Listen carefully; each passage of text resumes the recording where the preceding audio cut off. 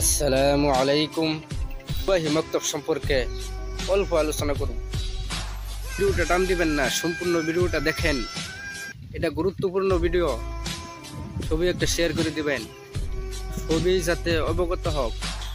যদি মরতে শুরু গলিমা নসিব না হয়, তাহলে আখিরাতের জন্য তার জীবন অন্ধকার। কলিমা শিক্ষা এবং কোরআন শিক্ষাটা এটা ধরিলেন অক্সিজেনের সমতুল্য। অক্সিজেন ছাড়া মানুষে বাঁচে না। ঠিক ওই রকমই মরার সময় যদি কলিমা নসিব না হয়, আর আখিরাতের জন্য তার লাইফটাই বরবাদ। কলিমা ও ছাত্রছাত্রীর গার্জিয়ান, আপনারা সুবাহি মক্তবের গুরুত্ব একেবারে কমিয়ে দিচ্ছেন। ও ভাই বন্ধু সকল, বর্তমান সুবাহি মক্তবের ছাত্রছাত্রীর সংখ্যা একেবারে কমিয়ে গেছে। আমি এই জন্য পুশ করতেছি, সুবাহিত গুরুত্ব দেন না কেন? আপনারা সকালে 1 ঘন্টার জন্য সুবাহি মক্তবে পাঠাই দিন।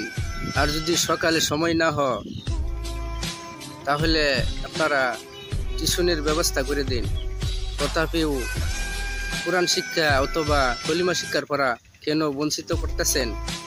ওই ভাই বন্ধু সকল, আপনার ছেলে মেয়ে একদিন ডাঙ্গর হয়ে আপনার নিজে জানাজার পড়াবে।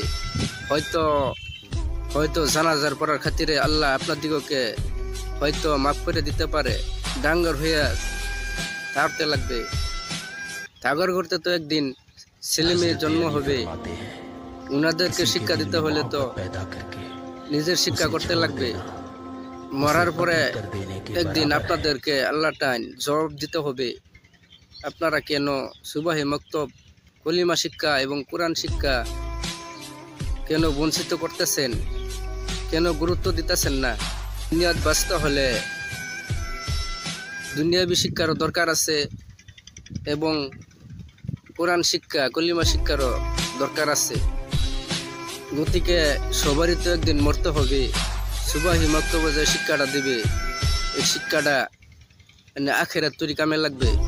ভাই বন্ধু সকল, ছবি একটা শেয়ার করে দিন, যাতে সবাই জানতে পারে এবং অবগত হইতে পারে।